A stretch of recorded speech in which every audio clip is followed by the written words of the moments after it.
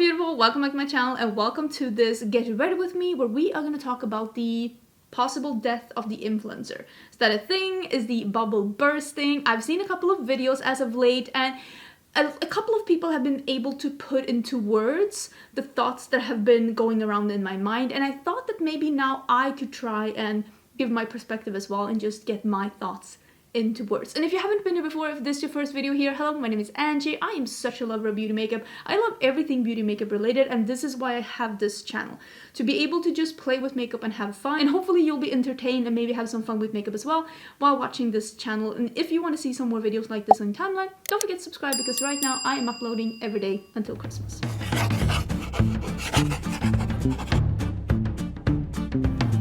I am still drinking second cup of morning coffee. I'm trying to get a little bit ready for my day. I'm wearing a new top that I bought during Black Friday. I'm having a good day. I'm having a good hair day. I'll show you in a bit. And I wanted to get ready and I wanted to chat. Where do I have a primer? Hold. Because I just want to chat about the whole influencer bubble and where it started and where it is now, and I want to give my perspective on things as someone who is working, as an influencer. Even though a lot of influencers want to market themselves off more to being like creators, I personally think there are a lot more things you can be influencing people to do other than like spending money. And I've said this before and I feel like I'm a broken record, but I don't want to be an influencer that influences you to spend money that you don't have, or influences you to buy things that you really don't want. That's not what I want to do. I want to influence you to have fun with makeup and maybe to discover new ways to wear your makeup, or just feel like you're pretty without makeup as well. That's what I would like to do with my channel, and for that reason I don't hate being called an influencer. But I've seen a couple of videos as of late that were really well articulated. I will leave two of them down in the description box down below, talking about the influencer bubble and why it's bursting and what could be the reason. And I wanted to throw my own thoughts and opinions into this as well. So let me zoom in, let me wet the sponge, and I'll do some makeup. I will link everything that I'm using down below in case you're interested. I don't really think that I will be talking about the makeup at all today. These are basically favorites. Favorites from before, so I don't really think I will be talking about that, but I will link and list everything down below in case you're interested in seeing what I'm using. I feel like usually when we talk about influencers, we almost always talk about women as influencers or men in more women populated interests such as beauty and makeup. We don't really talk about, and this is something that one of the videos that I listed down below took up, we don't really talk about men that are like podcasters or that like are doing gaming or stuff like that. We don't talk of them as influencers as much as we talk about women as being influencers. And I do think that this is like the classic case of misogyny showing its ugly face again. But I just want you to remember that sometimes a man online is an influencer too, even if he doesn't say he is, and even if you like your initial response is that he's not. If he's influencing you and your habits or even your purchasing habits, he's an influencer too. Let's not forget that. So would you say that the influencer bubble has burst? Because I feel like there was a time when people really trusted influencers. And I feel like we're in the time right now when a lot of people do not trust influencers. And I'm saying that as like almost like people are initially saying, I don't trust any influencers at all. And I feel like this is fascinating because, of course, as it is with any kind of group of people, do I need more foundation? As it is with any kind of group of people, of course, there are different people within every genre, and not everyone comes into a field with the best of intentions. And I feel like what made this bubble burst as of late is several different things. I think one of the things is money. So many influencers are making an exorbitant amount of money, like millions of dollars, and a lot of people are starting to question why and for what. Do you need to be driving a Ferrari? Do you need to be shopping Chanel on a Tuesday? Do you need to be living in this big of a mansion? A lot of people are starting to question, how did this come to be this lucrative of a business? Another thing, and this is what I think is the biggest thing that is making this whole bubble burst and are making people distrust every influencer or every person online is, let's be honest, the scams. There is a lot of scammers out there. And I'm not talking about like a beauty influencer telling you a code of a product that they might not like. I mean, of course there are people like that out there. I'm talking like straight up scammers, get rich quick schemes, the pump and dump with the crypto coins. If you knew the amount of requests for sponsorships I get about crypto and NFTs, it is madness. And I see that as a person that has like, what, 120,000 subscribers. And I think if I get that, I can only imagine bigger YouTubers or YouTubers that are actually in that space, how much they would get. And I can understand if you are, your morals compass is maybe a little bit skewed, that it's easy to think that it's quick money. Because it is quick money for you. But it's not quick money for your followers. And I think that there is two different ways of looking at your followers. There are different ways, of course, plenty different ways. But I'm seeing it, is it for the long haul? Like, is the trust of your like followers, the trust of your audience, is that worth more in the long run than you getting rich now? Because a lot of people are making an absorbent amount of money off of just peddling scams to their followers. And of course, that will end up making them lose their following, but a lot of them are still rich. So like, did they not just end up on top either way? And I think it's easy when you see all of these things unfolding like every day, it's kind of easy to see the people that aren't peddling a scam. It's kind of easy to see all of them as not peddling a scam yet. Just you wait and see. Angie will be peddling NFTs in a hot minute. I won't. I won't, but I don't blame you for like in the back of your head thinking that. Because at the end of the day, sometimes something becomes so often that it's like not a coincidence anymore. It's like a pattern. Brows turned out pretty intense today. It's the life we're living. The third reason I would say that this bubble is bursting and that people are starting to go from trusting and liking influencers to actually distrusting them and not liking them is the entitlement and the lack of relatability from some, if not a lot of influencers. From an outsider perspective, it would seem like that whole "you've changed" thing really comes in when people get a lot of money. And I don't blame people. If I were to suddenly become a multimillionaire, I would probably change parts of my lifestyle as well. I probably would move to a Greek island with my husband, drink pina coladas, a sangria, and just get a really nice tan. I'm gonna be honest with you. And I think that a lot of you would probably change your lifestyle as well were you to come into a lot of money over a fairly short amount of time. And I don't necessarily know if that is the problem. I think that the problem probably is that a lot of people were really liking an influencer for who they were. Everybody's rooting for you when you're the underdog. And then all of a sudden you come up on top. And then people are like, you changed. You're no longer shopping at TJ Maxx. You're shopping at Neiman Marcus. You're no longer buying Wet n Wild on sale. Now you're buying Gucci and Hermes. And I totally understand where people are coming from, where they want to find someone that has the exact same habits as them. And then they're rooting for them when they're succeeding. And then when they come up on top, all of a sudden they're like, but wait, now you're living a different lifestyle than me. And I think that the parasocial relationships of the internet community really comes to play here, because you think that a smaller YouTuber, you're more like friends. Like, this is someone that you might run into. You shop at the same stores, you like the same things, you have the same budget, and then all of a sudden they turn into someone that you no longer have anything in common with. And I don't think that there's anything wrong with you feeling disappointed in that. And I also don't think that there's anything wrong with an influencer changing in any way that they choose to change, if I'm gonna be honest. I don't know though what person could be alive for a longer amount of time and not change, because like, just take me for instance. I haven't struck gold online, and I have no intention or plan to either. It's not for everyone, and I'm totally fine with where I am.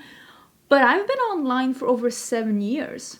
Obviously, during these 7 years, a lot of things with me, with who I am, what I stand for, what I believe in, what I like, what I dislike, a lot of things have changed, of course, for me during this time. I don't think that anyone would be surprised by that. I'm fairly sure that I started YouTube when I was 31. I think that that's when I started. I was married to my ex-husband. Like, that's a big change. I had different friends. I had some friends that ended up like totally backstabbing me. I had a different job. I even changed jobs during being on YouTube, and not to YouTube, but like I changed jobs. I have moved not only from a country to another, because now I'm living in the US, but I also moved apartments in Sweden. And so many things can change. Like, during the time that I've been on YouTube, I have lost my dad, I've lost my grandmother, I have changed jobs, I have changed careers, I got divorced, I got remarried, I changed friends. Like, there are so many things that can change that doesn't have to do with YouTube itself. And I think sometimes people use the whole "you've changed" thing in the wrong way, because we all change. This is just a way for people to be disappointed about a person changing in a direction that they can no longer follow. But that doesn't mean that the influencer has to stay where they are if they do not want to. But then there are some that are just the flex culture drives me insane. Like, it really does. And I don't understand where that came from. Who is impressed by flexing? It has to be, the age has to be a maximum of 15 years old. I don't know a single adult that's impressed by flex culture.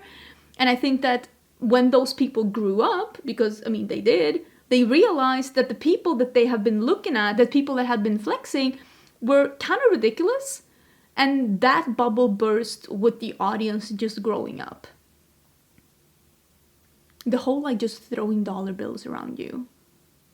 What are we doing here? I think with the whole throwing money around, and what irritates people is that, I mean, a lot of influencers are pretty young. Let's not even pretend like a lot of those people that are millionaires aren't kind of lucky teenagers and early 20-somethings. And I think that what people are being annoyed about is that, as someone that's my age, looking at really young people just throwing their money around like that, is that I just want to shake them and just be like, this isn't forever. Money is most probably not going to come in like this for forever. And I think that that is also rubbing a lot of people the wrong way, because people keep thinking, what are you going to do when this runs out? I mean, there are influencers online that literally have made videos, I'm rich, and then all of a sudden I'm poor, and they want people to give them money. We've seen it in the beauty sphere, but we've also seen it in different spheres. I can think of more than one person that's been like, I've hit it big, I'm making a lot of money, I'm buying Cartier, I'm like buying whatever I want, and then all of a sudden they spent all their money on like stupid stuff, and money is not coming in the way that it used to. They become desperate, and people can smell desperate, and all of a sudden their income is just going away, and they didn't really plan for the future. Like, what is your plan B? And I think that that is also something that's making the bubble burst, because people are like, you didn't even know what to do with all of this money, and people lose trust in influencers. And I think that that comes also with all of these scams. I can't believe the amount of scams that I see people like unravel online all the time, and not necessarily only in the beauty community, because like an affiliate link or an affiliate code like that isn't a scam as long as you're being upfront about it. And I think that most people are being upfront about it. Like, I put it in the in the top of my description box, like my links and my codes are affiliated. Thank you for using them, and like really, thank you for using them. It really does help out. But we had a big burst of people not telling, and now we're having this whole, oh my god, TikTok is just reliving all the worst parts of YouTube all over again. It's literally like now they are going through this whole run, don't walk, buy it now, you need it, and all of this undisclosed sponsorships, and I cannot believe that we're back to that again. I thought that we like lived through that era here on YouTube with the undisclosed sponsorships, the undisclosed affiliate links, the undisclosed partnerships, and just the abrasive just run, don't walk, you need this, I'm obsessed. I thought we were over that. But TikTok is proving me wrong. We're apparently not over that. It's just a 3.0 version that's going on TikTok right now. And it's one of the reasons why I just cannot watch beauty on TikTok, because it annoys me to no end. Please follow the guidelines by the FTC. For the love of everything. I'm actually going to be doing another look with the Muppets palette. I do have a video where I'm doing another look with this one and just doing some swatches, but I was really feeling like wearing this one again, the light green. So I wanted to do another look and I wanted to use the green again. So that is what I'm gonna do. I find this like how TikTok now is YouTube in 16, 17. I find it very fascinating because I feel like I've seen a lot of people say, oh, I'm so enjoying TikTok because it feels like old school YouTube, and people are just excited and happy about makeup, and people are just like, you know, just going back to the roots and just showing makeup. And I'm like, there were problems with old school YouTube. There were big problems with that. And part of what like beauty YouTube has become right now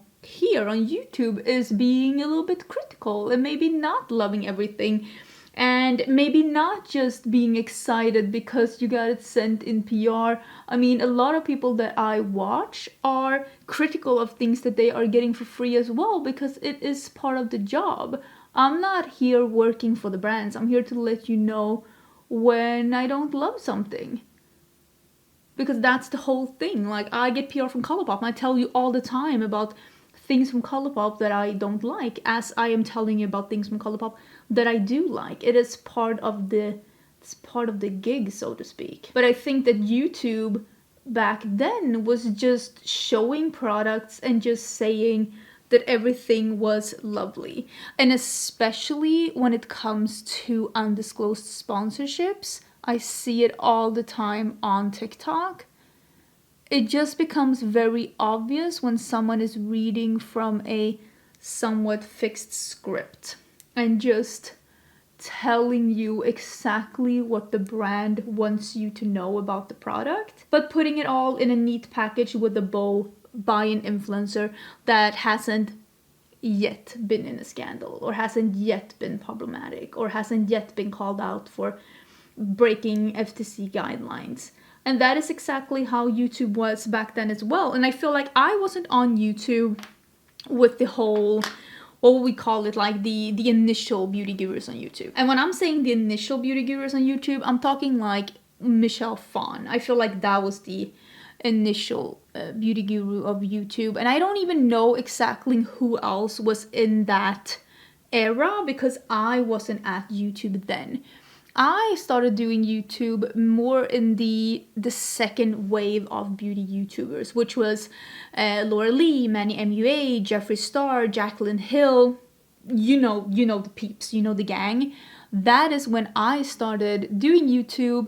And we all know how it ended for most of those people. Even though some has come back, they definitely all had a fall from grace for one reason or another, of the pick your poison from the 3 list of like being entitled, losing touch, lying, scams. Just pick your poison.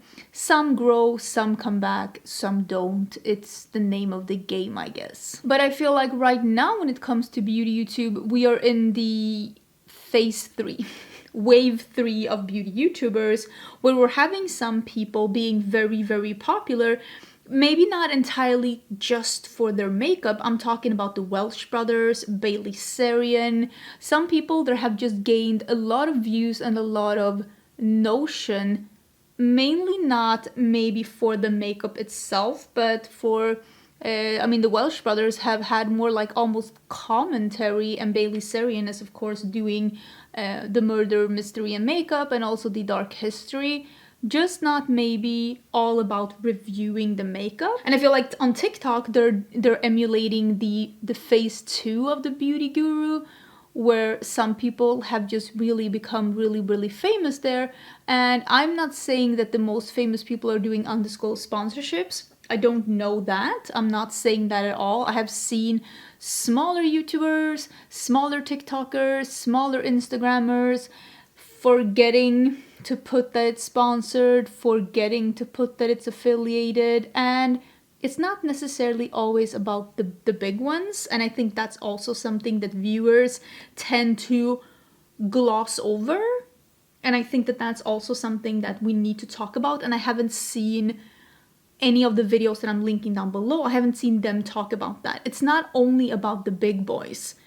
The mid-tier, people in my range, and also people way smaller than me, they're also making a living on this platform and other platforms. And they are as prone as the big ones to just bend the truth a little bit. Maybe even more than the big ones, because they definitely cannot afford to be kicked off a PR list if you're smaller.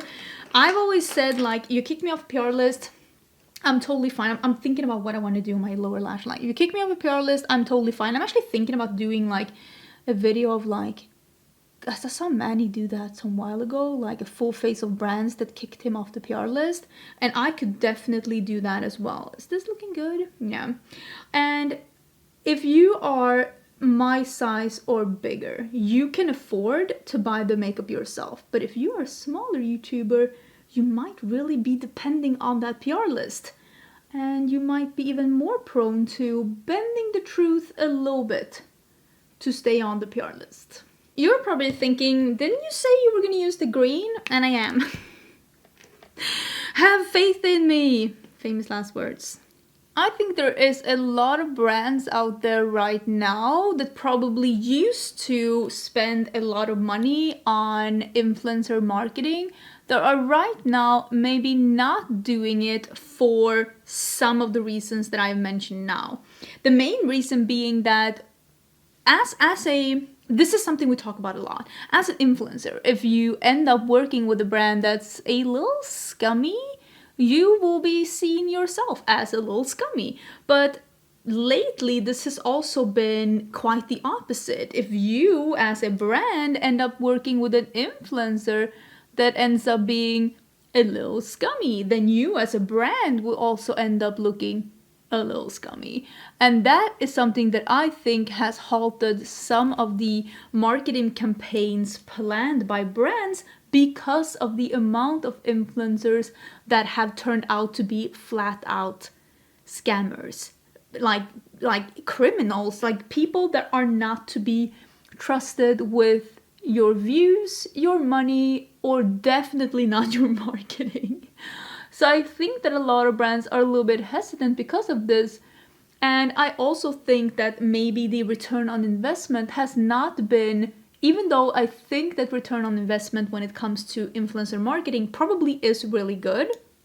I really do think that. I also think that some people drew up the prices so much that that return on investment became impossible. Yes, you are getting the word out about this brand, but is that worth $1 million? Because that is what some people are charging. Is it worth that? Like, are you making that return on investment? And this is where I think the bubble burst, because I think some people overvalued themselves, and maybe not themselves, maybe like more their management, because management sometimes can be really fun when it comes to how they value you. I mean, I have been in this situation myself where I've been like, are you sure? And I think that it's even more common when it comes to really big influencers, that it's like a overvalue or overselling how important this influencer really is for like the business and all of that. So I think that together with some influencers just being seen as, let's be honest, a little bit scummy, has probably made a lot of brands rethink how they're spending their marketing budgets and maybe not spending as much money on influencers, or at least not on some types of influencers. And with that being said, I think myself, I mean, now I'm speaking from personal experience, it is very easy as an influencer to spot a scam when it comes to a sponsored opportunity. I get probably 10 offers a week to do sponsored posts, and you can tell on my channel how many sponsored posts I do. I would say I do about 1 to 2 a month. I would say that that's a fairly fair assessment of my median, let's be honest. I think that is where I'm at, and I don't mind sponsorships, but there's also a lot of really scummy brands out there that I don't want to work with. Oh, I think I got glitter everywhere. That is not ideal. It is what it is. And I think that it sometimes can be really hard to assess what is a good brand and what is a bad brand. I think I'm going to use a little bit of the Angles of Illumination, my Bella Beauty bar. I kind of want to use this. Are we going to use that? I think I'm actually going to use the one above, because the Pegasus one has like an almost orangey shift. Can you see that? It's an almost orange to a pink.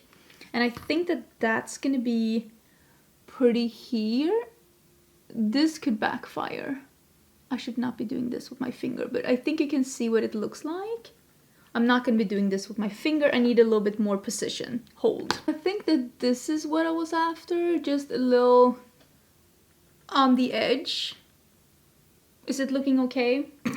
I hope so. So I'm just using Pegasus on a smaller brush, and I'm spraying it, and I'm just putting it where these two meet to have something going on here. Is it making the look better? I don't know, but this is where we are. Personally, this is how I see it.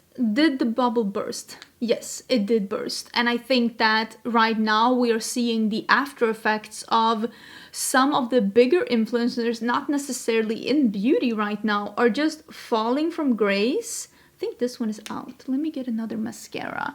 I am out of this one. Let me change to this one that I actually have something left off. Some of the bigger ones are falling from grace, not necessarily in like a just, you know, a crash and burn, but just like noticing that they're not making as much money anymore. And even though they're probably making still a lot of money, they feel like it's not worth it anymore for them to like care about the platform, care about uploading or influencing anymore, because it's not the get quick rich scheme that it was at a point. Does that mean that it's the end of influencers as a whole, or like the entire like social media business? That I don't think.